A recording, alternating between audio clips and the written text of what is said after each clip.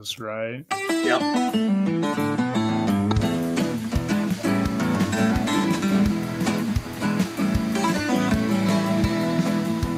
Yeah.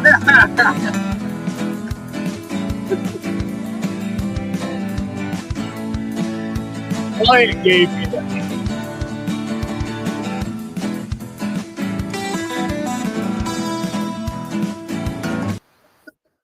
Guys, you are in for a damn treat on After Hours Real Estate today.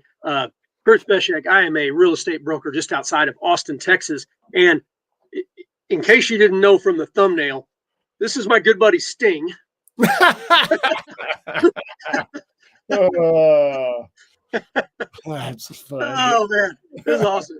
I'll let you tell the story, guys. This is David Novak. He is a David. Are you a broker? Yes. Okay, broker up just outside of Denver. You live in Littlefield, right, or Littleton? Yeah, I live in Littleton, just suburb of Denver, southwest area. Gotcha. And Steve could not be with us again today. He's on daddy duty, so I called Dave in and I said, "Hey, let's talk about real estate in Colorado versus Texas, Denver versus Austin specifically."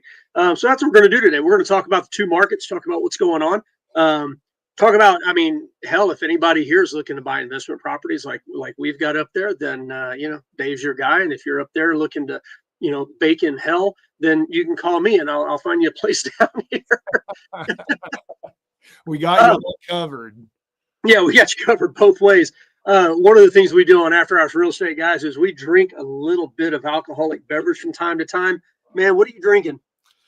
This is interesting. It's a best of both, beast of both worlds. It's a bi-coastal IPA. Lagunitas. All right. And now, I think I've actually seen that down here. Man, I figured you were going to have something from one of your local breweries. Wait, does that say 8%? That's why I have it. I'm not going to make it through the show. I've got a beer a buddy of mine picked up for me, I think in Indiana. Anybody ever hear of Holdfast Brewing? I haven't seen that. I don't know. This is a black IPA, and this sucker is good. And it's only 6.5. Oh, well, I got you beat. The only reason why I don't have any local beers right now is I drank them all. There's for people that are visiting Denver or Colorado in general, what are your top favorite couple breweries anyway? Oh, let's see. There's quite a few of them, but one that's right close to us is Locavore. That's a good one to go to. I haven't been there. Yeah, that's a good one. Then we have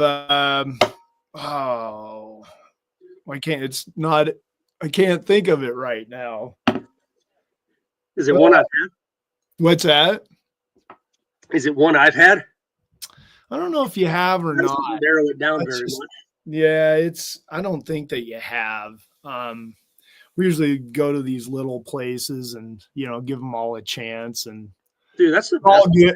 You know what? Every brewery's good, so I guess I can't really say there's one over the other. If they make beer, they're usually pretty good. Breckenridge Brewery, that's just right down the street from me too, but that's the tip. Massive at this point. Yeah, and I mean, we've been going up to Rhino District, and there's a bunch of good ones up there, local and bigger. Odell's up there. I still like Odell. There's one. Well, when we stay up there in Lafayette, it's called Liquid Mechanics. Have you ever had them? I have not had that one. They're good, man. I think they've got 2 locations up in that area now. They're really, really good beer. Almost sounds like the place I was at right before this show last night. So you caught them at the big field, huh? Man, what a show! But yeah dude. I told you, man. We caught them in San Antonio, and as old as those, I shouldn't say as old as they are because they're not much older than us. They're my age. Those dudes still rock, man. Oh my! They went nonstop, bouncing all over the damn stage. I don't know how they keep doing that. I think somebody told me last night because I saw the semis out by the stadium. 90 or 92 semis. Oh my God. That's what somebody had brought up. I'm like, no way. And then they're leaving. This was the last one of their North American tour. And now I guess they're going overseas. But I'm like, how the hell do you bring that with you? You get a big boat. What is it from Jaws? We're going to need a bigger boat. It was, it was. Anybody out there looking to see Metallica, go see them. They're still rocking it. Yeah, they can rock still. That's awesome, man. I'm glad you got to see them. I didn't realize it was the last show of North America. Yeah, I'm pretty sure they were the last stint of the tour here. So yeah, Denver, that was it. So they did 2 nights up there, right? Yeah, they did Friday night and then that Sunday night killer show, but today was a little slow. Yeah, you woke up in a good mood, didn't you? Woke up with all kinds of things going on. But we made it. That's it. Well, man, I'll always tell the audience, guys, if y'all have got questions about either market, about any market, put them in the comments. We like answering questions. But Dave, I'm going to let you just kind of lead off. You know, what are you seeing? Well, first of all, how long you've been practicing up in Denver, and what are you seeing up there? Well, I've been in this grind for about 30 years, but being licensed, I think I've been licensed since about 2015. But I was a lender out here forever. So I've glutton for punishment. Yeah. I've seen all the ups and downs and everything, you know, as far as how the market is. And yeah, it's a little weird right now. You know, we have there too. Yeah. We still have the pockets where days on market is quick. Things go under contract in a day. Yep. But they have to be nicely done in the right area and priced right on the money, and they go. But if people are trying to get, you know, couple years ago money on these homes, I mean, you're seeing nothing but price reductions, you know, days on market are going up everywhere. And wow, we're just seeing listing after listing hitting the market. I mean, I used to be able to call my photographer up and get right in, and now they're kicking me down the road because they're so backed up with stuff. And yeah, it just so happened I was trying to print this off, but I wasn't able to. But kind of the housing statistics here that I just got, if I can pull it up here. Well, and I'm going to point out for people too. So you do quite a few flips, and you always end up with some great ones in perfect shape, right? Well, yeah, you know, they're in great shape when I get a hold of those things. Yeah, they're not for the faint of heart. If you've seen some of the projects I've had, I know if some people know me, they know what I'm talking about. the video, dude, the video you sent me with the guy that was the septic pump guy and pumped out the guys, and it wasn't a septic tank. He pumped out a bathtub. And that dude, it was a guy that does it for a living. He's about halfway through and he turns around and kind of dry heaves. Yep, it was even hard on him. Yeah, well, that screams a deal when you have a house with something like that in there. You know, that is a deal. So that is. And so you just got done with a flip, and you just put it under contract today or yesterday, I guess. So and you gutted it. It was completely redone. So how long was it on the market? Week and a half. So you pretty much nailed it. You gave the buyer what they wanted at the price they wanted. Yep. That's a renovated house. Yeah. And again, it just goes with, you know, you do the right finishes, make sure your numbers are honed in, and you do it for the area, obviously, in the neighborhood and such. But yeah, if you hit all those on point, those homes fly off the market. And, you know, it was in a good area. It's down around the Green Mountain area where people like to be in that area because it's close proximity to Denver, the mountains, everywhere. And that's how I like to buy my properties anyway, with plan A, plan B, case I can't sell it, I can at least rent it out and everything. And so, Good school districts. Yep. yep. And if it doesn't fit any of those, I stay away, especially right now in this market. Dude, and that's a good point. And I mean, we're seeing the same thing in Austin, right? Where its pockets are still moving really well. And if they're priced right and they're completely renovated, those are the ones that are moving first. And I mean, I still see multiple offers from time to time, which, you know, again, if it's priced right and it's the right house, man, it's going. But what you just said is kind of a more important thing in it. It's not just for investors, man. It's for home buyers too. If it doesn't check your boxes, avoid it, no matter how good the deal seems, right? Yes. And I think too, if you're in for I just had this conversation with a buyer today, and he asked me, you know, he kind of gave me a short term game plan. And I was like, well, then don't buy. If you're buying and your plan's 2 years or less, I wouldn't recommend it. I'm not the agent to go sell people on, oh, you got to buy this place. I'm like, I don't want to have to deal with that conversation down the road if, you know, they can't get their money back and so forth. Yeah. Right now, we just don't know where things obviously are going. So, I mean, yeah, Steve and I talk about it on the show a lot where, you know, right now is not a market for a short-term buyer. I mean, you need to be in it for a minimum of 5 years and preferably 7 for a break even, because we don't know what's going to happen.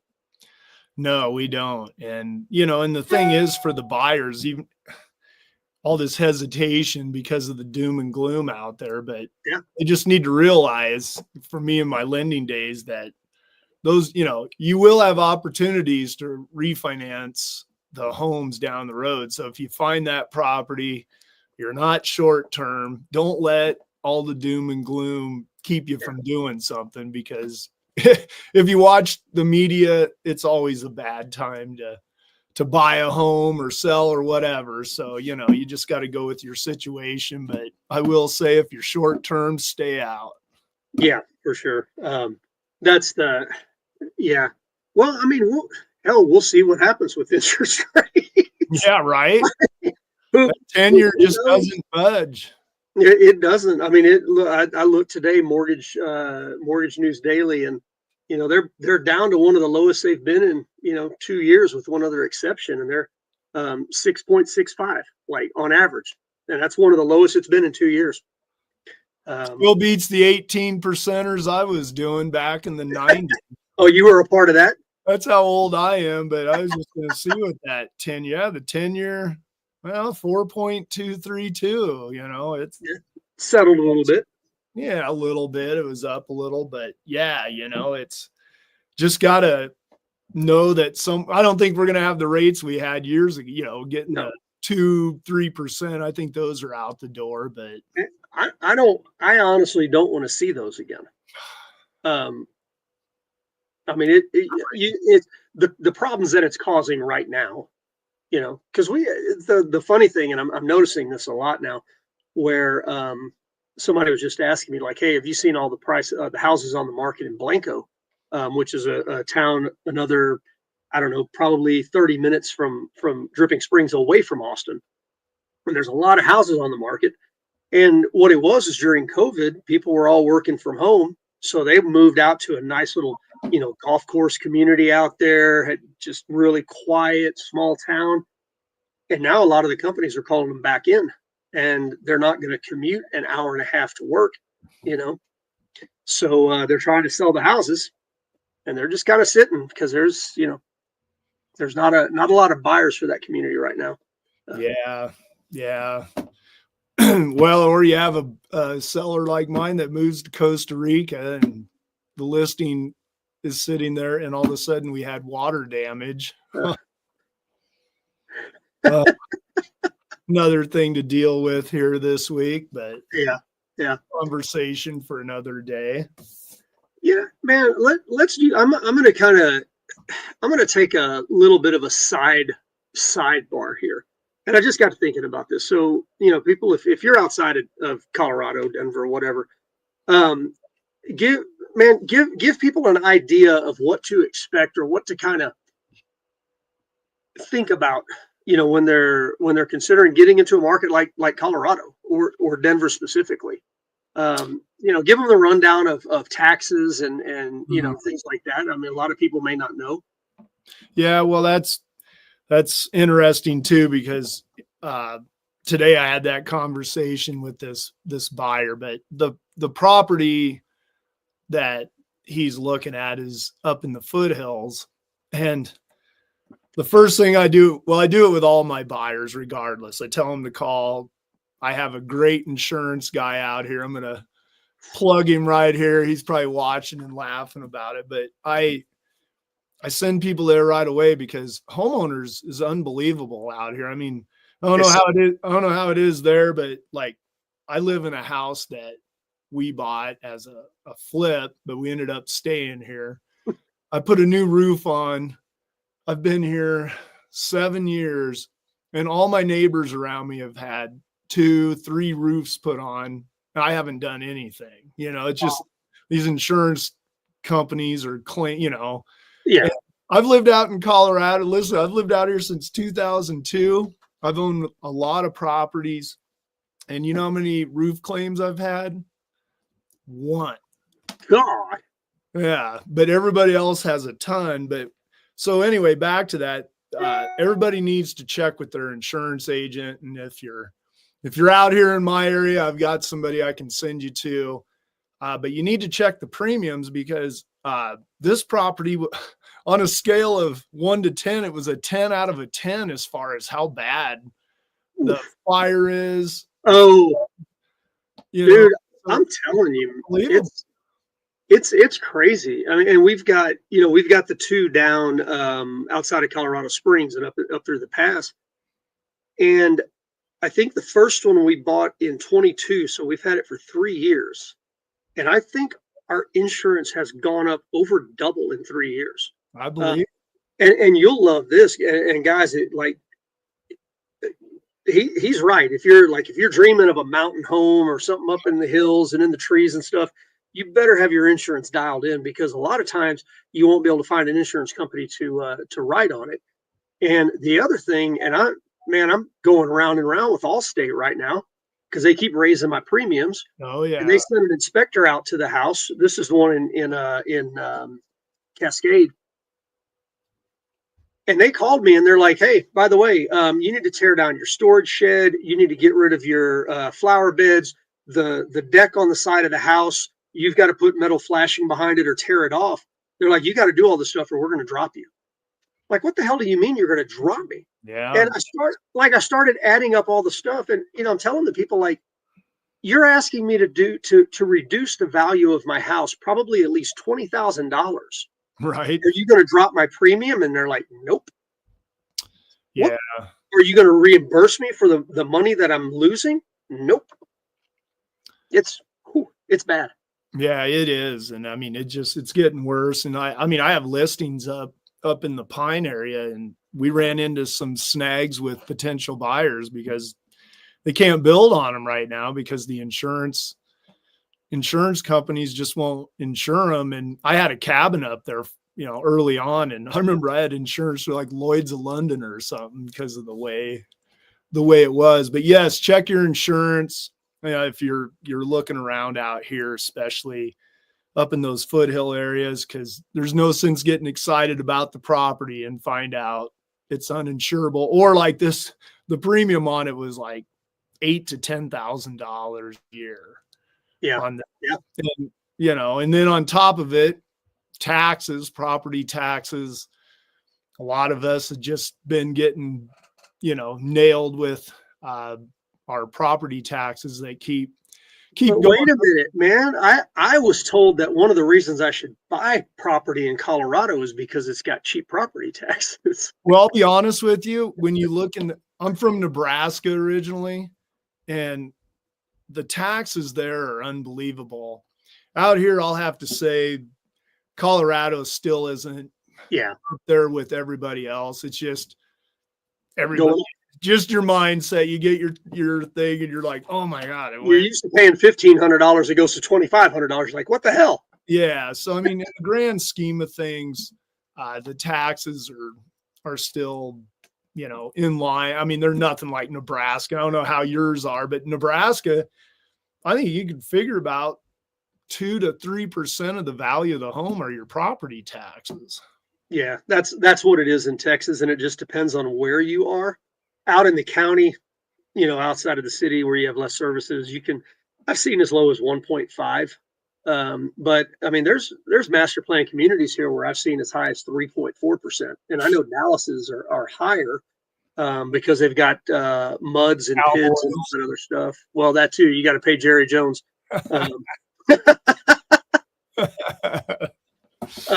Shelly, the reason they're making us do all of that is because of wildfire risk. There was about 100-acre wildfire 2 years ago, I think. About 2 years ago, within 10 miles of one of the properties. But, and it really, I don't think it even burned a structure. But, insurance companies, they've got to mitigate risk. I mean, they just lost their asses in California.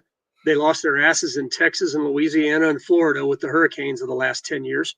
And at this point, I've been told, I don't know if this is the case, but I've been told insurance companies have about a 1 to 1.5% margin. And so, when they have a huge claim like California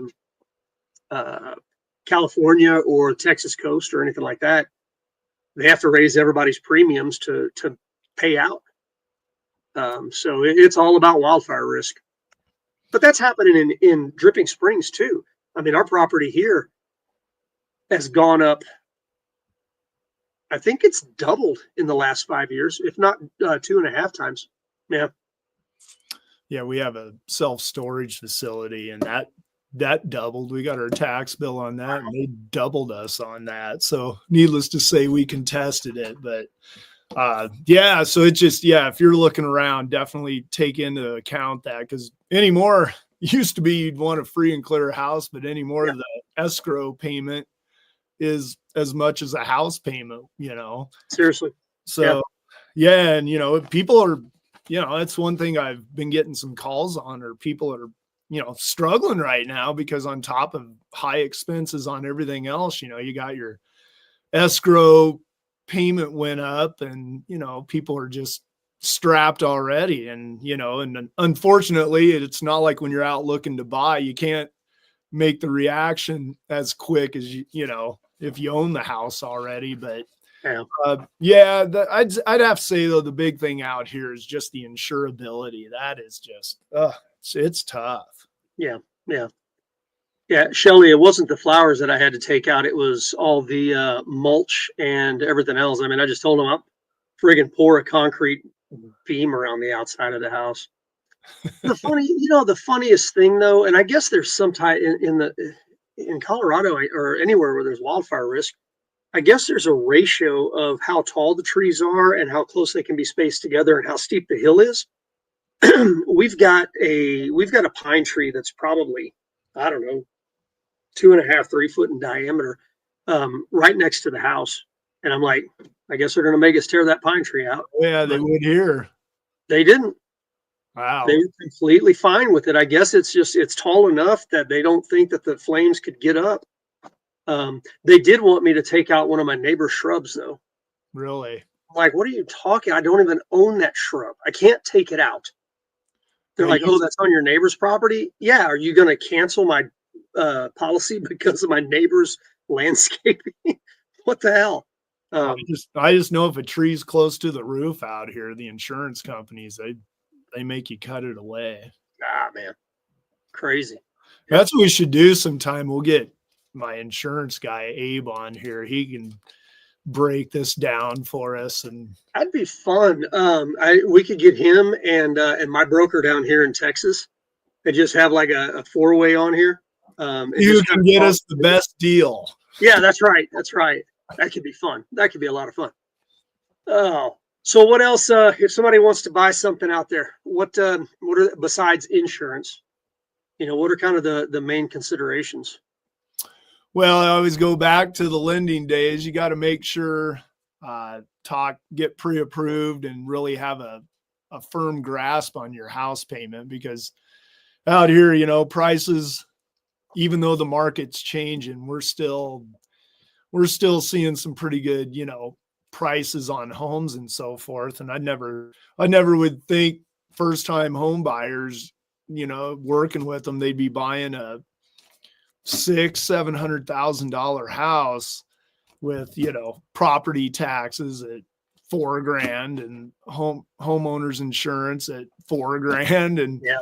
but yeah, you really want to hone in on your payments so you don't get the sticker shock later. And that's the other thing I tell my buyers when I'm out there with them. I'm like, get with your lender and get some scenarios on like your max dollar amount and taxes and everything. But yeah, I mean, that I still run into that where people get in love with the house, they look at it, and then they're blown away with what their payments are. So yeah, pre-approval is another big must before going out in the market out here. So Yeah.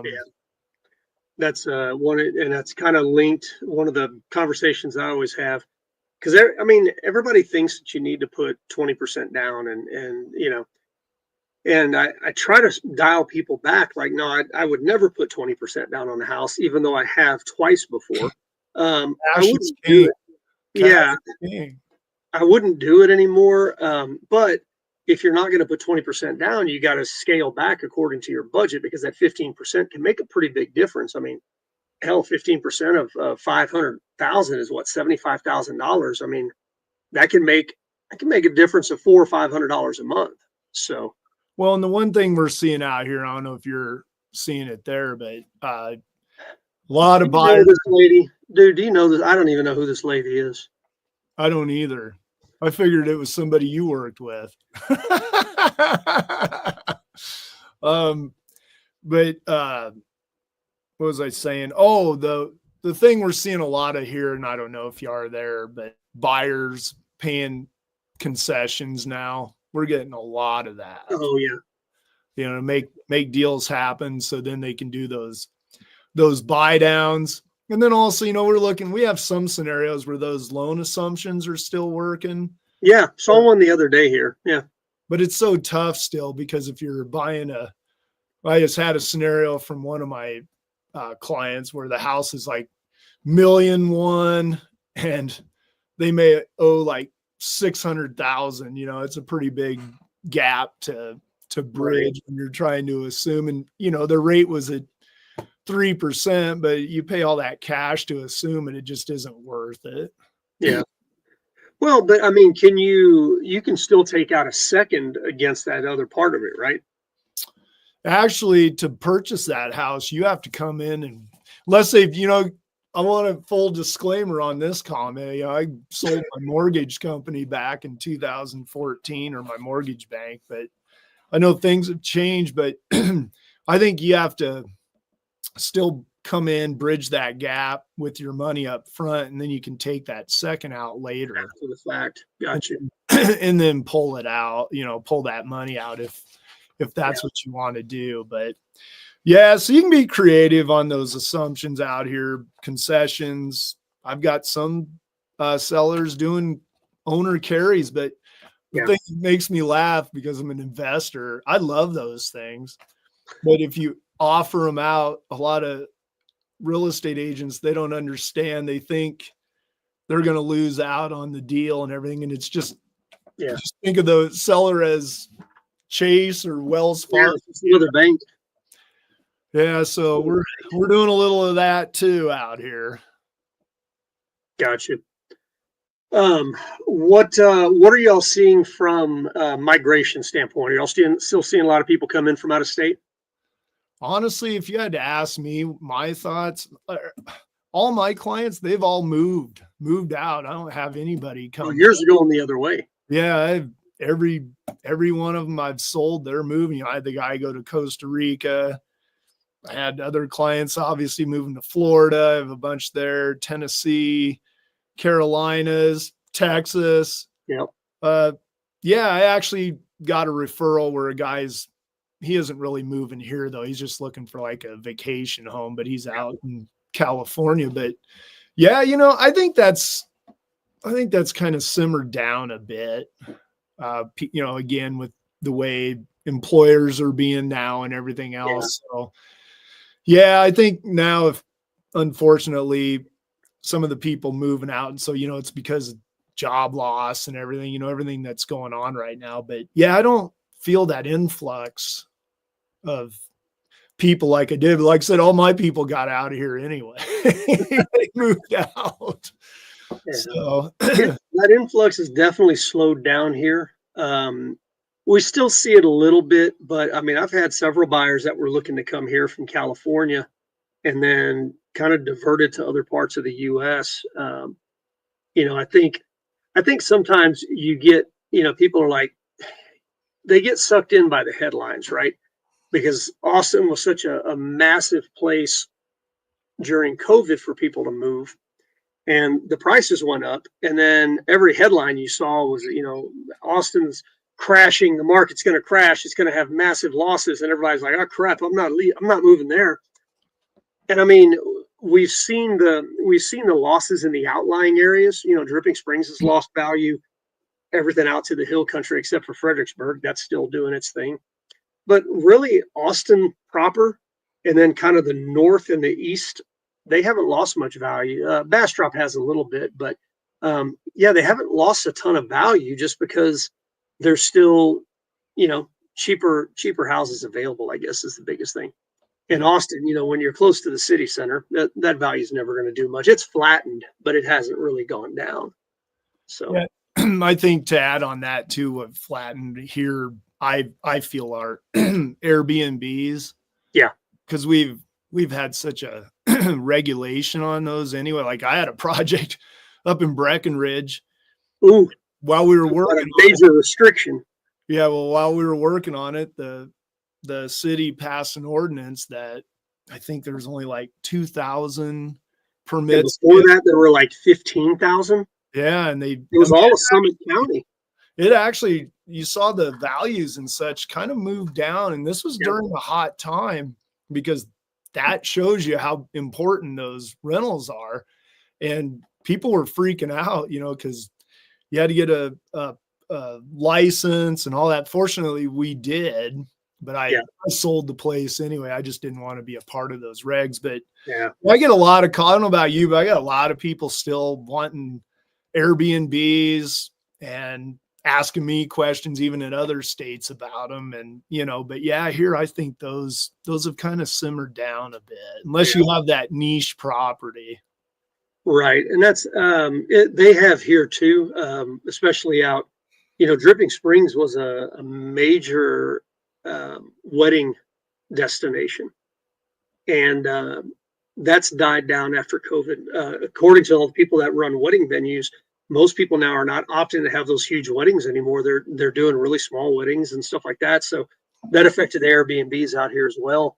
But I mean, I'm always on the lookout for stuff up there still. And what I'm noticing, you're right. I mean, there's a lot more of those properties that are hitting the market fully furnished. And they always say successful Airbnb. And you ask them for their P&Ls. And if you look over the last 3 years, those numbers drop. And it's like, really, you want a premium price for that because it's outfitted, but it's not going to make the payments? I mean, that's a bold move. But you're right. There's a lot of markets in Colorado that are putting the clamps on it. I mean, Summit County, Jefferson County, city of Woodland Park, I think completely shut it down now. Green Mountain Falls has shut it down. Like, it's really hard to get it anywhere. Yeah. And the one thing I'm seeing though, that they're letting happen though, like Lakewood and so forth, because I own properties there, those ADUs, now they want more housing. So, we have some properties that are pretty unique, and we're considering doing ADUs on them, and they'll let you do those. But yeah, that market for the Airbnb, in fact, I messaged a guy that's all he did was had the projections and everything. And I messaged him the other day, and he was just like, man, it just went to a screeching halt. Yeah. That's the ADU thing is funny. And you would think, like, probably up in Breck and because I know I'm trying to think. Breck, Uray, I'm sure Vale and Aspen. There, nobody can afford that works there. Nobody can afford to live there, and so yeah, I'm sure they're letting them do all kinds of ADUs up there. Yeah, and you bring up something too. If back to what people should look for if they're looking for properties, and if you're looking in the mountain areas, you need to look at the deed restrictions because they actually have properties around because it's so expensive, but they are deed restricted. So you can't churn a profit on it, or, you can only sell it for so much. And you don't want to be some of the people I've talked to when they find this out because their other person they worked with, they didn't really get into it with them and not a good conversation. But yeah, they have a lot of deed restrictions up there that are helping people afford it. But yeah. Yeah, man. It's gotten a little interesting. Yeah. But then again, I mean, you could like, there's still money to be made in Colorado on short-term rentals and stuff. Oh, But like sure. you said, it's got to be a niche property, and you better have your numbers dialed in, just to figure out what you can spend and have a cushion for those property taxes and insurance. Yeah, definitely that. So I'm going to pull this up here because I just had my May of 2025 from my MLS come out here. I thought okay. So they're saying in May we had 4,096 closed listings. The median Denver Metro. Yeah. The median close price was 600,000. Huh. And median days in the MLS was 14. Wow. That's super low. Yeah, that's if you had to ask me without seeing that, I wouldn't have answered that. But they do have average days then, which is 34. Yeah. So yeah, I'd say that's about right. I'd say 30 to 45 days. I mean, on a lot of my listings is kind of that spot. But speaking of MLS, you're going to appreciate this. I want to show you this. So I have a rental property. I was digging in my file. Look at this. This is the listing, the MLS and everything. Look at this. Nice. I remember that. Oh, I think I remember that from 2011. Oh my gosh.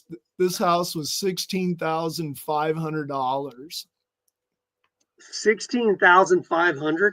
I wish I could have bought this rental property for that. I gave a lot more for it, but I thought that was kind of neat. It looks like that's back from like the 60s. I'm trying to see if I've got, oh yeah, this one's Greater Austin. I'm going to look at these numbers real quick just to see if they give us, they really don't. Let me get, so this is Austin. Median sales price 2025. We're at about 450 right now. Residential sales year to date, we're at about 3,100. All of these numbers are right in the middle of the pack from starting in 2018. So we're still above 18, 19, and 20, but just below all the other years. Yeah, median sales price about 450. Sales volume, it's still high, close to $2 billion year to date. What do we have here? Months of inventory. This is where it gets wonky. We're about at 6 months of inventory right now. We got a lot of inventory on the ground. Active listings is high too. Almost, what is that? About 14,000 listings in Austin MSA. Yeah, ours is 13,251 with 14 weeks inventory. Yeah, that's well, and I mean they always talk about how Austin and Denver are kind of sister cities. So that's a. And the one thing I tell everybody, we're still cheaper than California. Still cheaper than California. It doesn't matter. And isn't it interesting though? And I think it's tied to property taxes, but how much lower our median is than you guys. I mean, you said y'all are about at 600. we're 150 under that. But I mean, after property taxes, that monthly payment's probably about the same. You know what? I was just saying that a while back. I'm like, yeah, I think I always tell people I'd rather pay more to my house than the taxes, you know. Yeah, seriously. I mean, what do you know? But you are right. That's exactly what it is. Our taxes are less, so of course the values are higher. Yeah. How does it work though? Like, do you see a big difference with with your income taxes there? Like, do people worry about it? Because I think I saw that it's like 4.5%. Yeah, you know, I haven't really heard much about it, and I guess, you know, yeah, I don't really pay much, you know, after you're self-employed and stuff, you don't really, you know, you just see those big Well, yeah, taxes. you just pay the taxes. Yeah.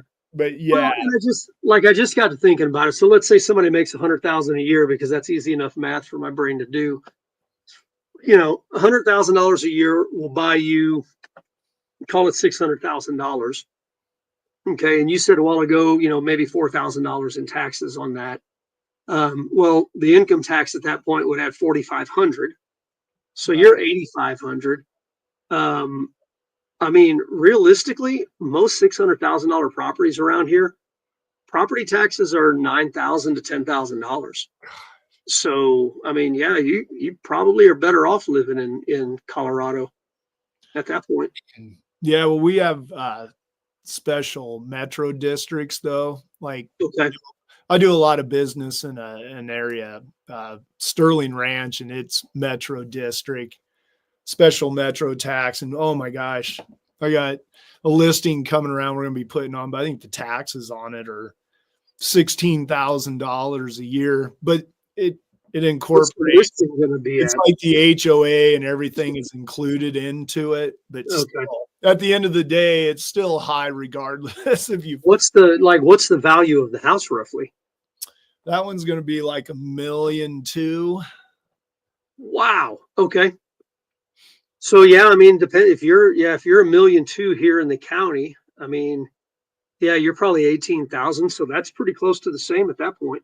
Yeah, over there that, you know, skews the numbers because yeah, those metro districts are you can pay quite a bit when you're in those. I mean, what is it? Is that like